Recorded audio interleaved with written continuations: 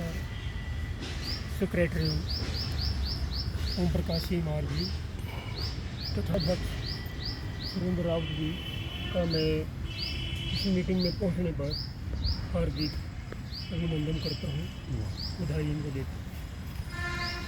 आज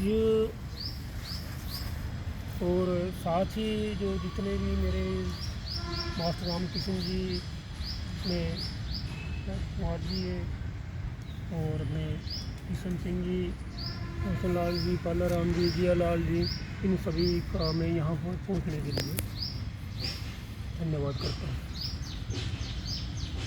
आज इस मीटिंग में एक विशेष बात ये रखी गई है, जो एजेंडा है कि भी हम संगठन के प्रति एक टीम बनाकर चलें और इसमें ज़्यादा से ज़्यादा हम सदस्यता अभियान चलाएं। और हम साथियों को सीतारमण जी जो वित्त मंत्री है उनके विधेयक पर भी चर्चा की गई मीटिंग में। तो सभी साथियों को मैं इतनी कहने के लिए थोड़ा जोर दूंगा कि पिछले साथी जो सीधा पेश किया उन्होंने, उसको देखते हुए और आज की परिस्थितियों को देखते हुए, सरकार की नीतियों को देखते हुए हमें अपने संगठन को मजबूत बनाने के लिए बहुत आवश्यकता है। सभी साथियों की कि आप ज़्यादा से ज़्यादा अपने साथ जोड़िए।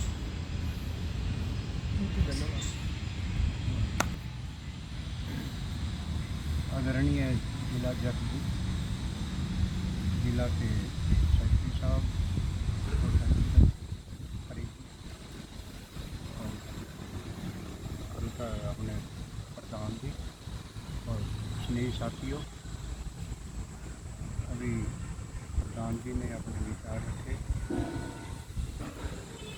हमारे को भी समय मिला 5-7 मिनट का, तो हम भी इसी भावना के साथ अपने विचार रख रहे हैं कि हमें सबसे पहले अपने संगठन के अंदर जो साथी नहीं मिले या जिनको पता नहीं है अभी तक कि संगठन बनाया गया है या संगठन के बारे में जानकारी नहीं है, तो उनको जानकारी देना, उनको सचेत करना, उनको साथ जोड़ना, ये हमारा कर्तव्य बनता है।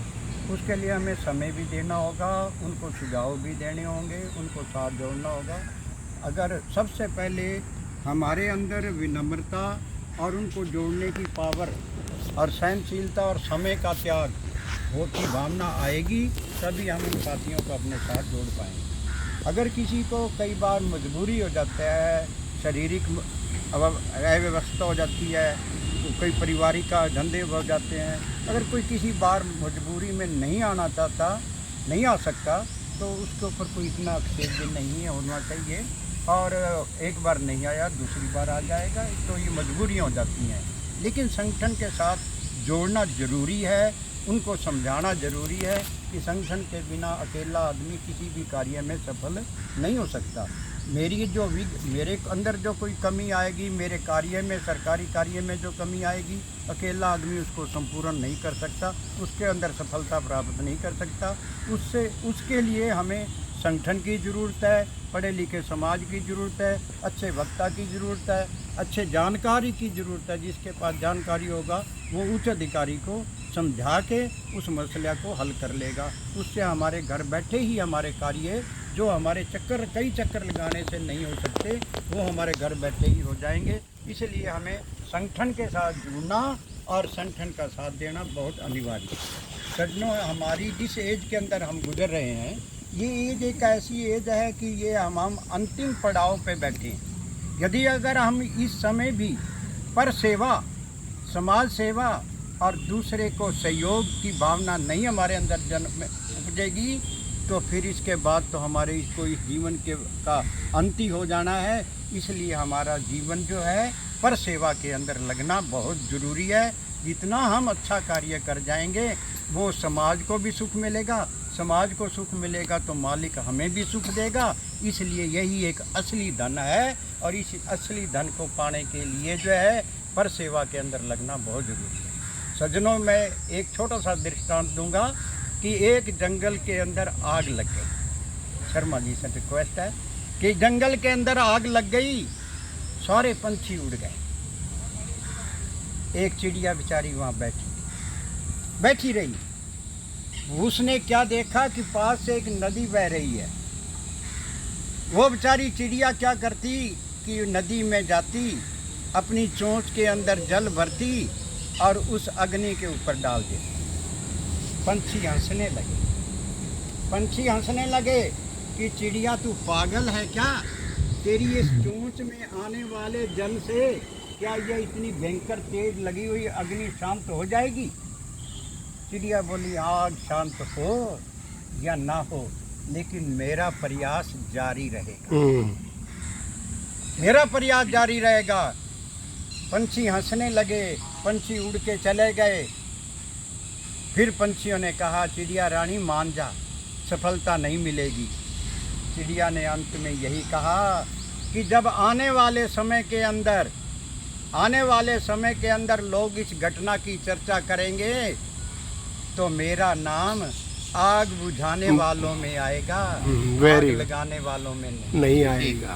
वाह। तो सज्जनों, हमें भी अपने जीवन के इस अंतिम पड़ाव के ऊपर पहुंचकर ऐसा कर्म करना चाहिए कि जिससे जो है लोग हमारे जाने के बाद ये हमारे इतिहास के अंदर हम